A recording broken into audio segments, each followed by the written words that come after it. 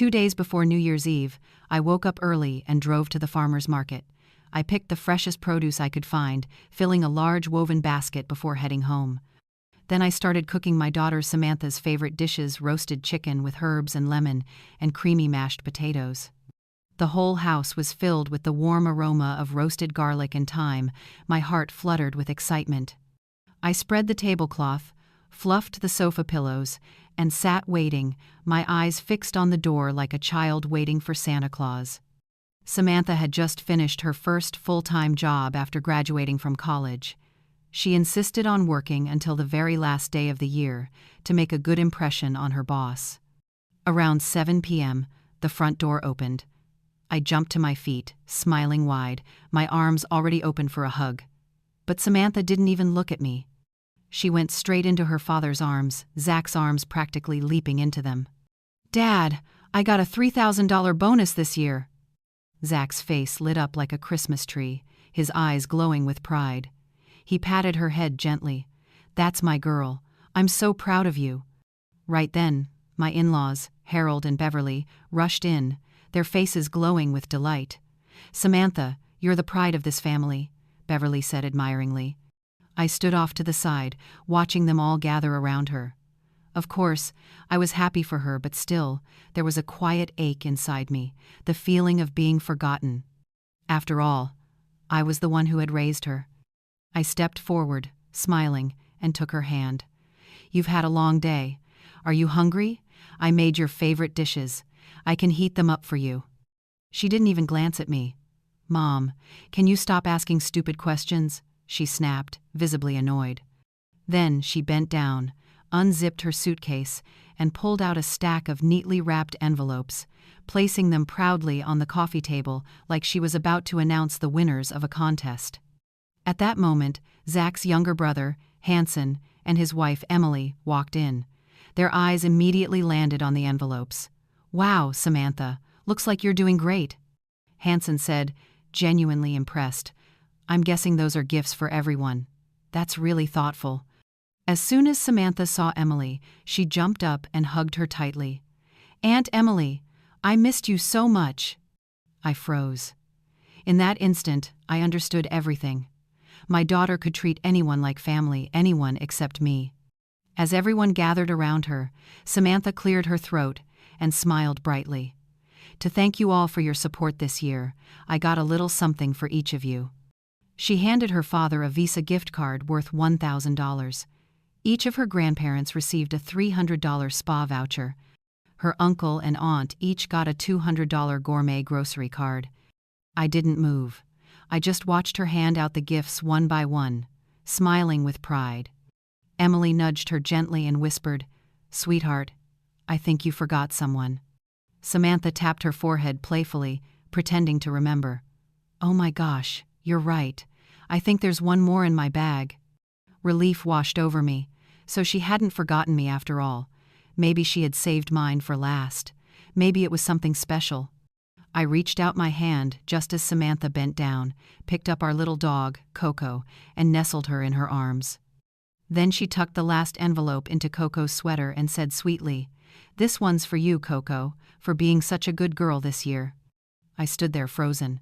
My smile stiffened, my hand hanging in the air, useless. After a long pause, I managed to ask softly, "What about mine, Samantha?" She turned toward me, her voice gentle but sharp.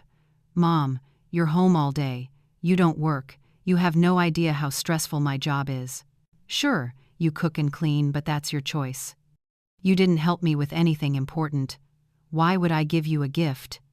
Emily rushed over, pulling Samantha back toward the sofa, whispering for her to stop. But Samantha wasn't finished. She smiled and pulled out another surprise from her purse. "Oh, and guess what? I booked flights for everyone to spend New Year's in Hawaii. We leave on New Year's Eve at noon." I stayed quiet, thinking, "That's fine. No gift for me, but at least we're going on a family trip." Maybe that was her way of showing she cared. She was my daughter, after all. I started looking through the envelopes with the others, searching for my boarding pass, but couldn't find one. I looked up at her, confused. She lifted her chin, speaking as if giving an order. "Mom, you're not coming. I need you to stay and watch Coco. She'd be miserable here alone, and you're perfect for the job." That was the moment something inside me broke. To my daughter, I wasn't even worth the price of a plane ticket. Anger surged in my chest. I swung my arm, and the plate of cookies I had baked shattered on the floor. The sound exploded through the room like a fire alarm. "Cheryl, what on earth is wrong with you?" Beverly shrieked, her voice piercing. Harold frowned with disapproval. "You just ruined the night. What kind of behavior is that?" "Zach," Beverly muttered, "marrying a woman like this was the worst luck of your life." Samantha frowned. "Oh my God, Mom, it's just a trip to Hawaii. I'll take you next year when I get another bonus. But now you've made everyone upset. Happy now?" Hanson opened his mouth to speak, but Emily grabbed his hand and shook her head. I let out a bitter laugh. "So that's what it takes to get your attention, huh? I have to break something just to remind you I exist." Zach's face darkened. His patience had run out. "Do you have any idea how ridiculous you're being right now? This was supposed to be a happy family gathering. You didn't have to ruin it. If you can't handle it, then leave. No one's stopping you." The irony stung deep. I wasn't part of this family. I was the unpaid maid, the one who cooked, cleaned, took care of the dog, and got ignored. I tore off my apron, threw it aside, stormed into the bedroom, grabbed whatever clothes I could find, stuffed them into a bag along with my wallet and ID. Just as I turned to leave, Emily ran after me, grabbing my arm. "Cheryl, don't do this. It's late." "Where are you going?" She turned back and shouted, "Samantha, talk to your mom. Don't let her leave like this." Samantha didn't even sit up. She reclined on the sofa, eyes half closed, lips curled in disdain. "Let her go. She'll just run back to Grandma's like always. She loves making a scene and then coming back." I stood there stunned. Over 20 years of love and sacrifice reduced to this. If my mother could hear how they spoke to me tonight, it would break her heart. I pulled my arm free from Emily's grasp, walked straight out the door, and didn't look back. Once I reached the sidewalk, I took out my phone and called my mom. "Mom," I said firmly, though my voice felt hollow, "I'm not coming home for the holidays. I need some time to myself. Maybe I'll take a little trip." She paused for a few seconds, then replied gently, "That sounds like a good idea, honey. A change of scenery might help. Just be careful, okay?" Then, after a moment, she added, "Remember I told you I was thinking about selling the old house? Well, it's done. The sale went through, and I've got the money. I'll send you some." She could sense something was wrong, but she didn't ask. She never pressured me, just supported me quietly, completely. I said softly, "Mom, I'm fine. I don't need anything right now, but thank you. If I ever do, I'll ask. Thank you for always being there for me." She nodded. I could almost hear it through the phone, but 10 minutes later, I got a notification. She had transferred $3,000 to my account. The note read, "For my dear daughter, go live your life." It wasn't the full amount Mom had already set aside, a much larger trust from the house sale, but this was what she sent right away so I could leave safely. I cried, because having a mother who truly loves you means having the courage to walk away from anything that no longer respects you. That night, I checked into a small boutique hotel downtown. For the first time in a long, long while, I lay in a bed that was mine alone and slept peacefully. Early the next morning, as I sat by the hotel window with a cup of coffee, my phone rang. It was Zach. I hesitated, then answered. His voice was low, but filled with irritation. "Cheryl, how long are you going to keep this up? Come home now. I stopped by your mom's place. She said you never showed up. I don't care where you are. Just come back." I didn't say a word. I just ended the call. Who did he think I was, a maid on standby, waiting for orders? Moments later, my phone buzzed again, a flood of messages from Samantha. "Mom, aren't you too old to be acting like this? Disappearing just for attention, how childish can you be? We're flying to Hawaii tomorrow. If you don't come back, who's going to watch Coco? If something happens to her, I'll never forgive you." I stared at her words, a bitter smile curling on my lips. This was my daughter, the one I had raised with my own hands, talking to me like this. Once, I saw her as my treasure. Now, she saw me only as a burden, a helper. Tears welled up again, but I let them fall and swore it would be the last time. I remembered her as a little girl, sweet and full of love. She used to wrap her arms around my neck and whisper, "Mom, you're the best mom in the world. When I grow up, I'll buy you the prettiest dress." I could still feel her small body curled in my lap, soft and smiling. But after grade school, she began to change. Her grades slipped, and Zach said she needed more attention at home. He pressured me to quit my job, and I did. I became a full-time mom, giving up everything else for her. But the older she grew, the colder she became. I still remember the day she stormed into the house, furious. "Stop coming to parent-teacher meetings, Mom. Everyone knows you're just a stay-at-home mom. It's embarrassing. You can't even help me with math, you don't make money, and you still argue with Dad. What's the point of you?" I kept telling myself, she's just young. One day she'll understand. I waited through high school, through college. I thought once she entered the real world, she'd finally see everything I'd done for her. But no. This was what I got in return: 20 years of silent, invisible sacrifice. And now, here I was, staring at a daughter I could barely recognize. 2 days later, on New Year's Eve, Samantha sent me her final messages. "Well done. You've officially ruined everyone's plans. We're leaving at noon. Don't bother coming back. If you're not home by then, don't expect to be my mother anymore." Perfect. Because I was about to stop being her mother, too. I opened my email and sent Zach the finalized divorce papers I had quietly prepared for months. Just one line in the message: "Please sign them soon. If you refuse, I'll proceed in court." Then I turned off my phone, grabbed my suitcase, and walked straight out the door toward the airport. And just like that, I boarded a plane to Iceland, a land of ice and silence, to enjoy the first real vacation of my life. Later, I learned Zach panicked when he saw the divorce papers. He called me again and again, but all he reached was the same cold voicemail message: "The number you have dialed is not available." Meanwhile, Samantha seemed calm, even smug. She patted his shoulder confidently. "Dad, don't worry. This is just Mom's way of trying to make us give in." Classic manipulation. She's a housewife who hasn't left the house in years. Do you really think she's getting divorced? Just let her sit there for a while. It'll teach her a lesson. She'll see who's in charge here. Beverly nodded from across the room. "She's gotten too spoiled," she muttered. Harold added with a sarcastic chuckle, "Divorce? Please, what kind of life does she think she'll have without my son?" And with that, the whole family cheerfully hauled their luggage to the airport, ready to start their vacation as if nothing had happened. That night, after they arrived, I saw Samantha post a picture from the resort restaurant, champagne glasses raised, bright smiles all around, the image of a perfect family getaway. I looked at the photo, then calmly turned off my phone.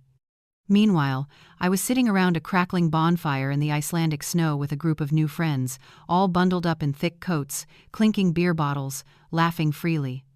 Snowflakes drifted around us, and above, the northern lights danced across the sky.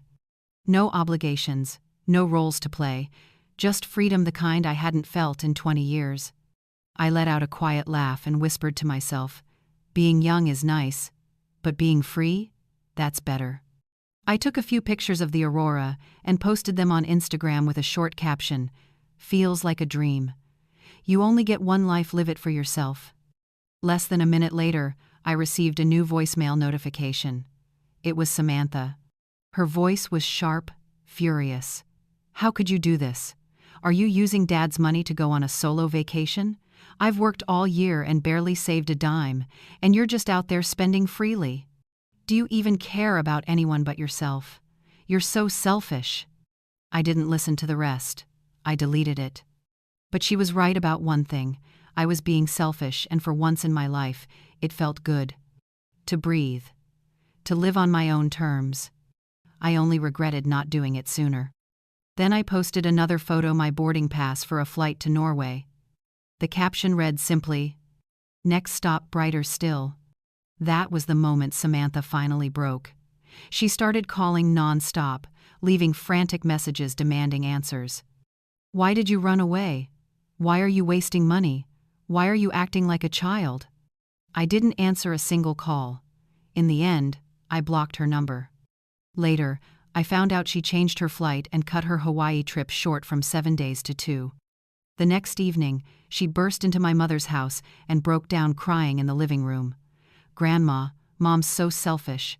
She ran off abroad while we were trying to celebrate as a family. She cut us off. She's spending all of Dad's hard-earned money, and now she's even blocked me. You have to make her see reason. My mom sat in silence for a long moment, then looked up and said calmly, "Let me ask you something. When your whole family flew to Hawaii, did any of you ask if your mother wanted to come?" Samantha froze. Her mouth opened, but no words came out.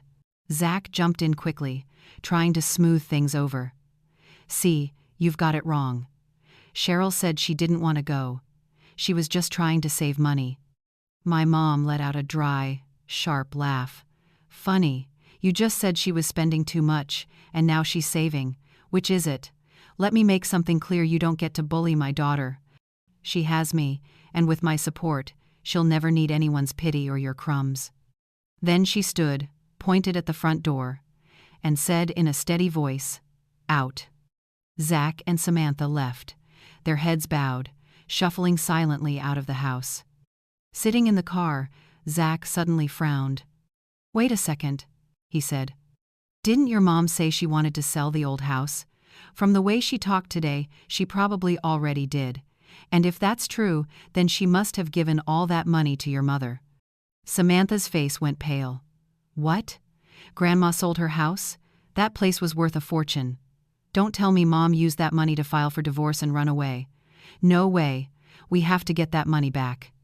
From that day on, Samantha changed completely. The arrogance and smugness were gone.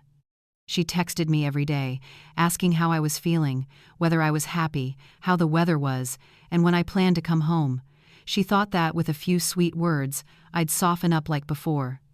But not this time. I didn't reply for days. One evening, she sent a voice message, her tone trembling through the sound of quiet sobs. "Mom, I was wrong. I'm sorry. I didn't mean it. I was just angry. I didn't think you'd really leave. Please come home. I promise I'll change." I listened to the whole message and smiled faintly. She still didn't understand. I didn't leave over a plane ticket. I left because I finally saw the truth. I meant nothing to them. And I would never go back to that place again. I deleted the message and went on with my life. A month later, I returned. When I walked through the door, Zach looked like a drowning man who had just found a life preserver. He quickly called out, "She's back! Hurry, get here! If she signs the final settlement, we'll lose access to the $800,000 tied to her trust." Samantha arrived almost immediately. As soon as she saw me, she ran up with open arms. "Mom, you're back! I missed you so much." I raised my hand, stopping her before she could hug me. Calmly, I pulled the divorce papers from my purse and placed them on the table. My voice was steady. "Sign them.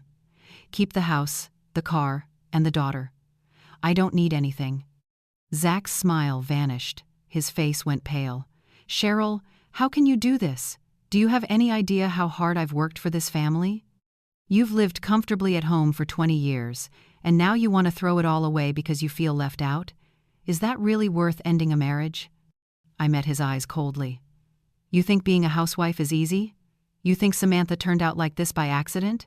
You're the one who made me quit my job to stay home and raise her. You're the one who taught her to look down on me, to call me useless because I didn't bring home a paycheck. Your parents mocked me over and over, and you never once defended me. And now you dare call me a freeloader." Zach's face twisted, his voice turned sharp. "If your mother didn't have her inheritance money, none of this would be happening. She's the one funding your little rebellion." Samantha, who had been pretending to be remorseful, snapped instantly. "Dad's right. You got money, and now you think you're better than us. Have you ever even thought about how you've treated us?" I looked at her, my voice calm but cutting. "Samantha, I just hoped you'd learn to think for yourself instead of repeating everything your father says. I gave you everything not so you could look down on me." She fell silent. I turned to both of them and said slowly, "If you don't sign, I'll take it to court." "I'm ready." Then I turned, opened the door, and walked out without looking back. In that moment, I knew I was finally free, and I would never return. The next morning, Zach and Samantha showed up at my mother's house. Later, she told me they looked exactly the same as always, with the same pleading voices, only the setting had changed. Yesterday, they had played the victims in front of me. Today, they were begging my mother, trying to manipulate through her instead. "Like father, like daughter," my mother said calmly. She didn't let them in. Standing in the doorway, she placed her warm cup of coffee on the small table by the entrance and said evenly, "Cheryl is just exhausted after being pushed too far for too long. She hasn't done anything wrong." Samantha froze, then forced an awkward smile. "Grandma, we're just worried Mom might do something impulsive. Financially, I mean." Zach quickly added, "Yeah, exactly. We're only trying to protect the family's assets. She's just a little too emotional right now." My mother was silent for a moment, then smiled a thin, knowing smile that made both of them stiffen. Her tone was soft but sharp as a knife. "Ah, so that's what this is about. You came here to ask about the money, didn't you?" They started fumbling for words, but she didn't let them continue. "I've already spoken with my lawyer. Cheryl is an adult, fully capable of managing her own affairs. If you came here hoping to squeeze something out of me, don't waste your time." She paused for a beat, then said each word clearly, like the steady strike of a hammer. "Stop treating her like a weak housewife. She knows how to protect herself now, legally and otherwise." The door didn't slam shut, but when it clicked into place, the silence that followed was heavier than steel. That afternoon, I spent hours in my mother's study. On the desk were folders sent by my lawyer, trust fund documents, bank statements, financial reports. I stared at them for a long time, overwhelmed. The papers in front of me weren't something someone else handed me to sign on a line marked, "Sign here." They were mine. I was the one making the decisions. My mother stood by the bookshelf, holding a teacup, her voice calm and steady.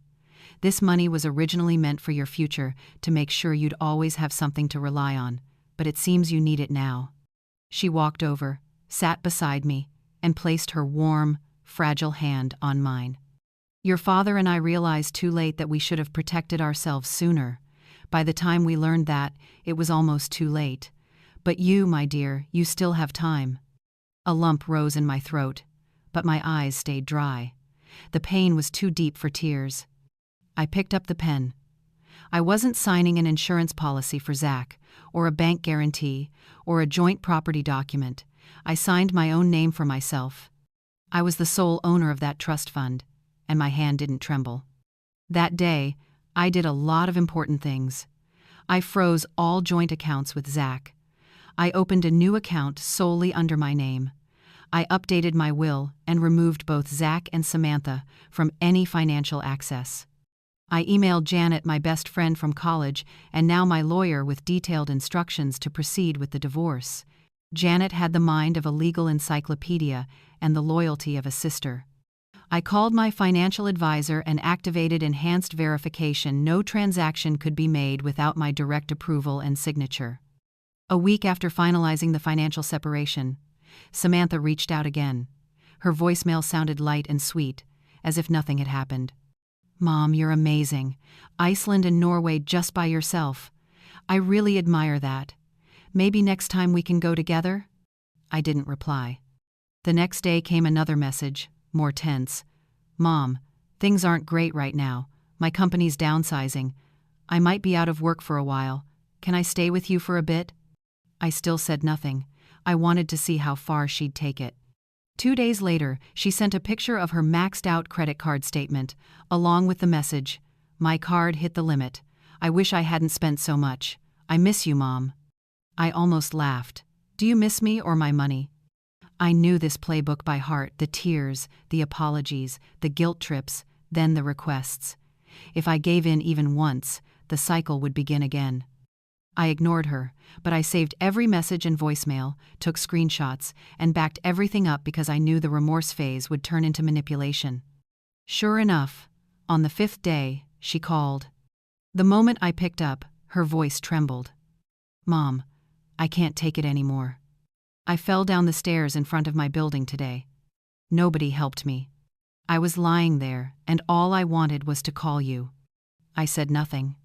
After a few seconds, her tone shifted, sharper now. "Mom, did you change the bank password? I tried to log in to check the electric bill, and it says access denied." I smiled faintly and replied evenly. "I upgraded the account's security, per the bank's recommendation. Identity theft is pretty common these days." Her voice shot up. "Mom, I'm your daughter. Are you saying you're protecting your account from me?" I stayed calm. "If you really want to help, send me the documents I asked for last month, and never touch my accounts again." Silence hung for a few seconds, then she let out a bitter laugh. "So now I'm an outsider?" I answered quietly. "You made yourself one the day you started treating me like an ATM." There was a loud clack. She'd slammed the phone down, followed by her scream echoing through the line. "You think you're so righteous? That trust fund isn't just yours. You lived off Dad's money your whole life, and now after the divorce you're keeping it all?" "Exactly. She didn't want me, she wanted control, money, inheritance." I tapped the screen and turned on the recorder. My tone stayed cool and steady. "Samantha, you do realize this call is being recorded, right? I'll be sending it to my attorney to request a no-contact order." The line went silent. Then I heard muffled sobs turning into full-blown crying. "Mom, you're cruel. Did you forget? When I had that fever, you stayed by my bed all night. You didn't sleep. Doesn't that mean anything to you?" I took a deep breath. "I remember," I said softly. "I remember not drinking a sip of water that night because I was afraid you'd wake up and not see me there. I remember you at 5 years old, saying you'd buy me a house one day. I remember you at 10, promising to take me to Hawaii. But I also remember when you told me you were embarrassed, that I was just a stay-at-home mom, when you banned me from school meetings, when you called me useless because I didn't make money." She screamed. "So you're cutting me off over that?" My voice turned icy. "No. I left because you used my love as leverage, because you treated affection like a bargaining chip. I can forgive immaturity, but I won't be emotionally blackmailed ever again." I ended the call, blocked her number, deleted all contact channels, and set up filters to prevent her from creating new accounts to reach me. I didn't leave a single goodbye. That night, I opened the fridge and saw the jar of pickles I'd made a few days ago, while still hoping she might come to apologize. I took it out and threw it straight into the trash. I wasn't keeping anything anymore, not even hope. The next morning, as I was pouring my coffee, Janet called. "Cheryl, your husband made his move," she said. "Zach just filed a motion claiming partial rights to your trust fund. He's arguing that since the money your mother transferred arrived during your marriage, it's marital property." I let out a dry laugh. Of course he did. How much lower can he go? But the truth was clear. My mother had transferred the money after I left the house, after I had fully separated my finances from Zach. It wasn't a wedding gift or a joint investment, it was her support when I needed it most. The transfer note even said, "For my dear daughter, go live your life." Everything was dated, verified, and traceable. Zach was twisting the timeline, trying to reframe the funds as marital property just because the divorce wasn't finalized on paper yet. I glanced through the packet his lawyer sent. It was pathetic. In the claim, Zach wrote, "The funds transferred by the mother-in-law during the marriage should be considered jointly owned marital assets." And at the end, he added, "I have no objection to using these funds to support the family and secure our daughter's future." Family, or his next luxury vacation. Janet and I got to work immediately. We submitted every document, the transfer date 2 weeks after I moved out, the new bank account solely under my name, Zach's total lack of access. Most importantly, we attached the original message from my mother that still sat in my phone. "Don't give him a single cent. For the first time in your life, spend money for yourself."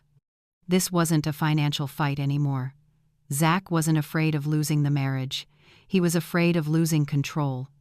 On the day of the hearing, he walked in wearing the same gray suit he'd worn at our wedding, trying to salvage what little remained. He stood up and said smoothly, "I just want transparency regarding shared assets. We both have responsibilities toward our daughter." Janet opened her folder, her voice calm but cutting. "First," she said, "this sum was a personal gift from Cheryl's mother, for Cheryl's use alone. Second, the transfer occurred after legal separation, and Mr. Zach had neither access to nor management of the account. Third, Mr.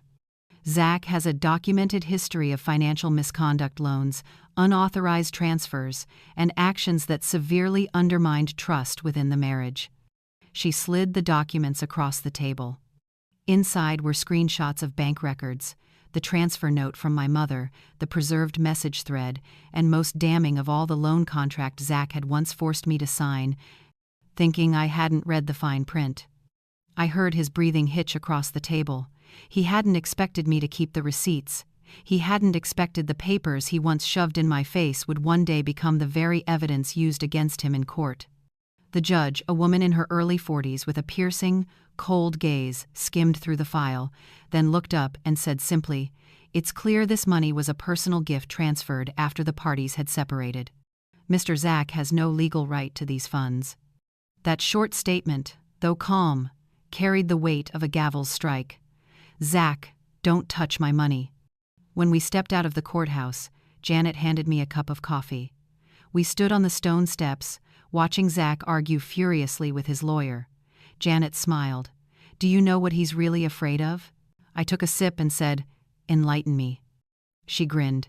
"He's not afraid of losing the money. He's afraid of you. Afraid that you can finally spend money without needing his permission." I chuckled softly. "Divorce doesn't scare him. What terrifies him is the idea that I left and I'm doing better than he ever will." I glanced down at the document in my hand. At the top of the page, it read, "Divorce officially filed." Those 5 printed words brought me more peace than any promise ever had. That day, I didn't go back to the old house.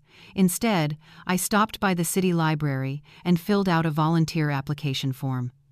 I'd always dreamed of working somewhere like that, helping people find books, guiding them through research, solving small problems that might brighten their day. Years ago, when I mentioned this dream to Zach, he laughed. And how much would that job even pay? Just stay home and take care of the kid. So I shelved that dream. But now, I was living for myself, and I thought, it's time to try the life I once imagined. 3 days later, I sat at the volunteer desk by the library window and greeted my first visitor, an elderly woman who needed help printing her Social Security forms. I guided her through every step, showed her how to access the government website, how to recognize scam phone numbers, and even printed her medication interaction list. Before she left, she squeezed my hand. "You're more patient than my own daughter."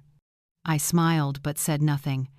I'd heard that line before, but back then, no one believed it. Now, I heard it with pride, because it was the reward I had earned on my own. On my way home, I sat on a bench near the little park on Main Street. An older woman with a walker stopped beside me, her eyes glancing at the lunchbox in my hands. "Eating alone?" she asked. I nodded. She did too. "I got divorced at 60, she said. "I've been living and eating alone for 20 years, and each meal tastes better than the last." I laughed. "You're not afraid of loneliness?" Her smile was firm. "Of course I'm afraid. But that fear is nothing compared to living with someone who sees you as their maid." We didn't know each other's names, yet we sat quietly together in the afternoon sunlight, 2 women melted down and reforged by the fire of life itself. That evening, I received an email from Zach. It contained one sentence: "Samantha's falling apart. She says this divorce is destroying her." I didn't open the attachment. I didn't reply. I knew exactly what he was doing, trying to guilt me into coming back, to play the obedient puppet again. But I had finally learned one truth: not every child deserves forgiveness. When Zach disappeared from social media, I knew he had accepted defeat. What I didn't know was that more defeats were waiting for him. When his polished image cracked, the smiles at church vanished too. The people who used to greet him turned their backs. That fragile social warmth evaporated like smoke. Then, his health began to fail. The back pain he'd ignored for years grew worse. No one reminded him to eat. No one fetched his medication. Eventually, his company quietly removed his name from the employee directory. Official reason: concerns about personal credit. I understood immediately. For years, he had used my name as a guarantor, mixing personal and business accounts, pretending to be the pillar of a stable household. Without me, even the court wouldn't trust him, let alone the board of directors. He turned to Samantha next, but she had her own troubles. After losing her job, Samantha started a women's empowerment coaching business, teaching others how to be confident and independent. The irony? She had never learned either of those things herself. Her ex-boyfriend got engaged just a week after their breakup, and Samantha collapsed. She posted a tearful video online, telling the heartbreaking story of a mother who abandoned her daughter. But no one believed her. The comments split into two camps. One group wrote, "Your mom didn't abandon you, she just chose herself." The other reposted my picture under Iceland's northern lights, my coat billowing in the wind, with the caption, "This woman isn't running away. She's coming home to herself." One person had liked that post me. I didn't answer Samantha's messages. I didn't open Zach's emails. They no longer deserved even a minute of my time. The only tie left between us was the legal bill. I turned the whole story into a podcast episode about women rebuilding their lives after retirement. When it aired, the host closed with this message. This story comes from Cheryl Mitchell, a woman who wants to remind you that women aren't born to fade quietly in the background. They're born to shine. The episode received far more responses than I expected. Hundreds of comments poured in. I cried, listening to this. She made me believe I can start over. She didn't disappear, she woke up. That spring, I walked the forest trail on the west side of the city, sneakers on, water bottle in hand, chatting with my volunteer group. A woman gently took my hand and asked, "Are you Cheryl? I listened to your story. You did what all of us are afraid to do." I smiled and squeezed her hand back, saying nothing, because I knew I was no longer the woman who cried by the stove, begging for freedom. I was the woman who walked away, head held high, smiling and strong enough to help others walk beside her. And my mother, Bess, later told me what happened the day Samantha and Zach showed up at her house. They came with fake smiles and a boxed gift, pretending they were just checking on her. But within minutes, they were circling the same question about the money from the old house, and whether I was managing it wisely. My mother didn't raise her voice. She simply let them talk until they revealed what they wanted, then shut the door on the conversation and on them. She made one thing clear: no one would use her as a backdoor to reach me, and no one would touch a single cent that belonged to my future. Hearing that was enough. I didn't need every detail. I only needed to know this. For once, someone had stood between me and their greed, and I was not alone anymore. Perhaps the most painful thing in life isn't being betrayed, but realizing you've stayed silent for too long while being hurt. I once believed that love and family only required endurance and sacrifice. But the truth is, real love cannot exist when only one person carries all the weight.